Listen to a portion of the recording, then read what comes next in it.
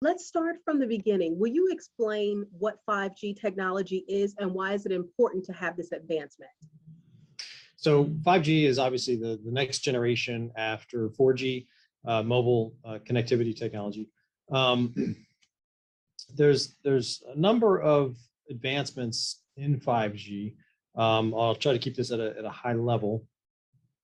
First and foremost, 5G gives more data faster than previous generations. But on top of that, it's also built to be able to connect millions of IoT devices, Internet of Things, sensors, to enable anything from smart cities, smart agriculture, bringing capabilities that other industries can really start to tap into beyond just you and I walking around with mobile phones. Okay.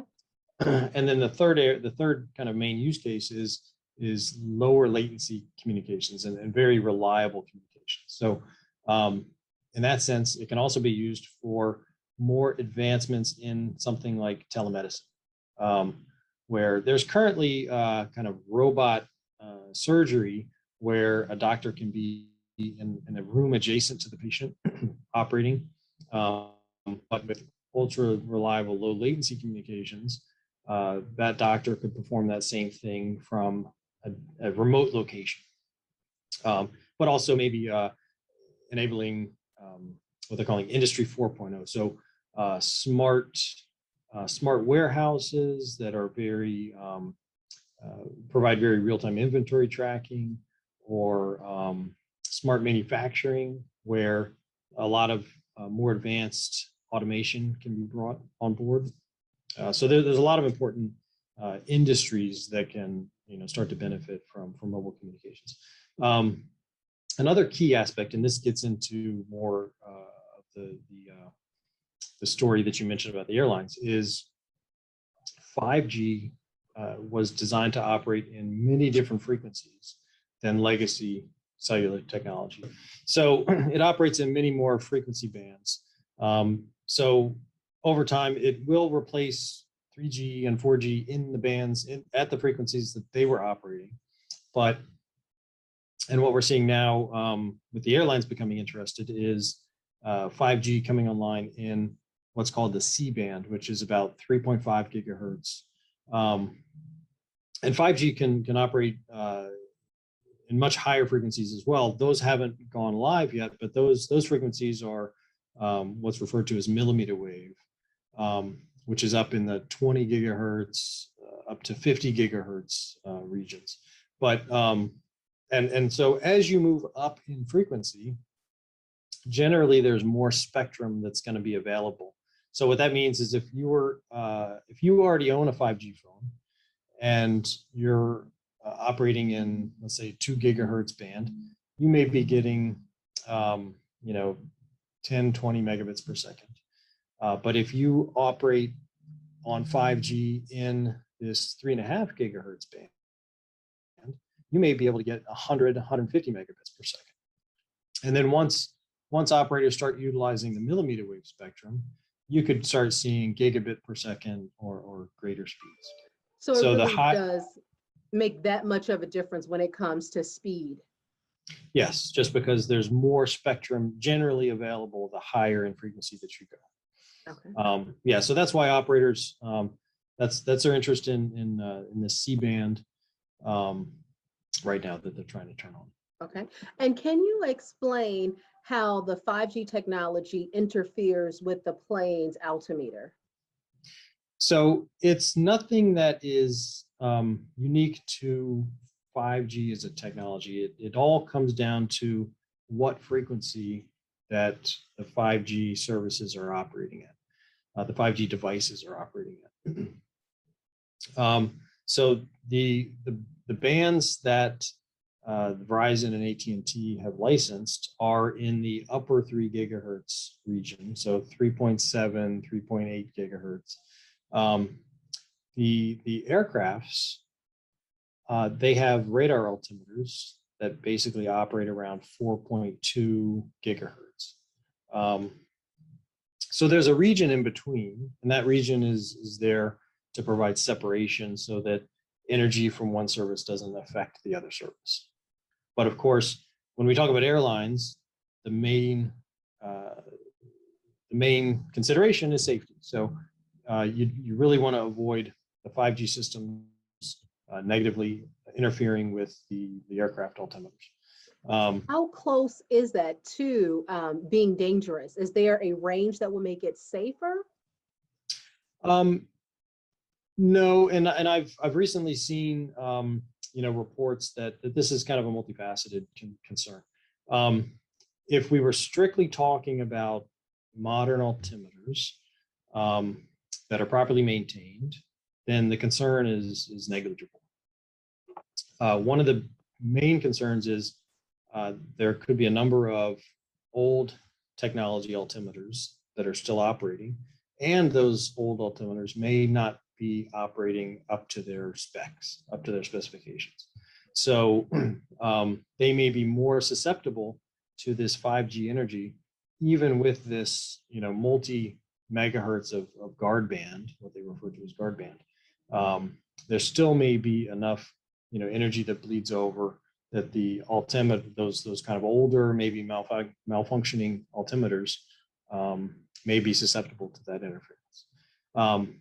But there's not I haven't seen a claim that this is a definitive issue.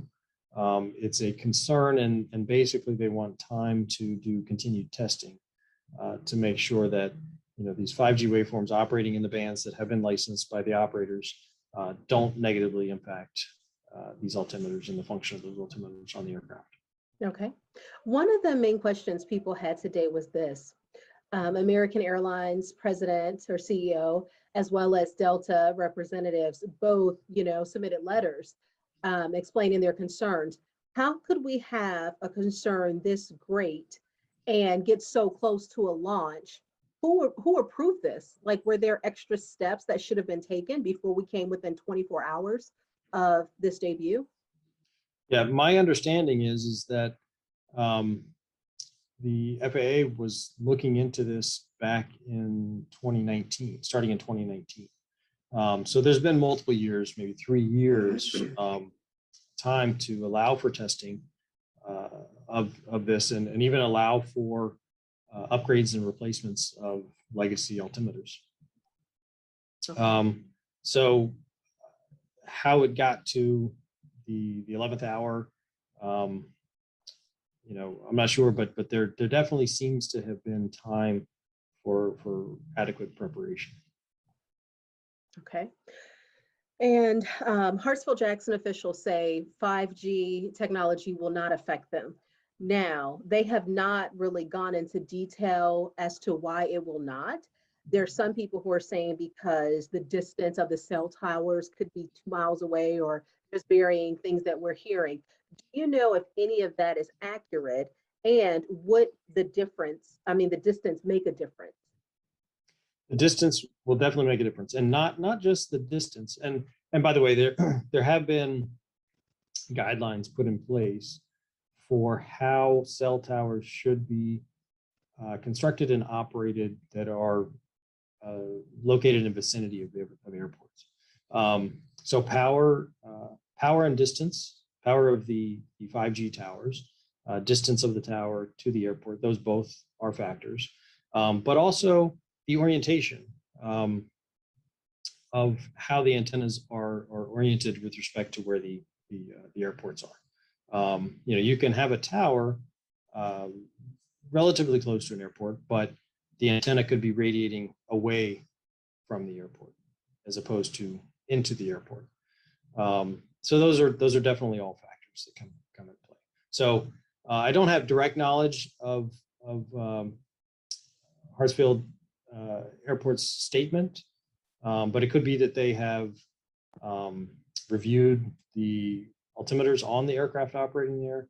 It could be that they have done a deeper dive into the 5G emissions nearby their airport, that they've gone out and done those studies, and they feel that there is a safety level there that's sufficient.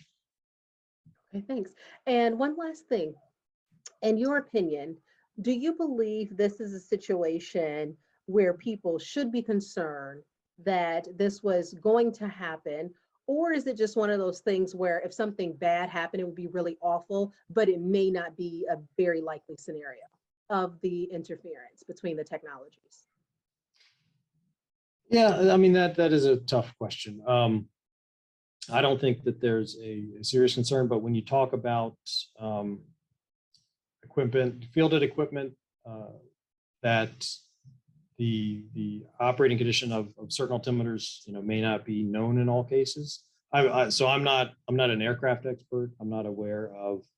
I know that they are maintained on a very regular basis, but exactly which systems are tested on a regular basis and how they're tested, that's not something I'm familiar with.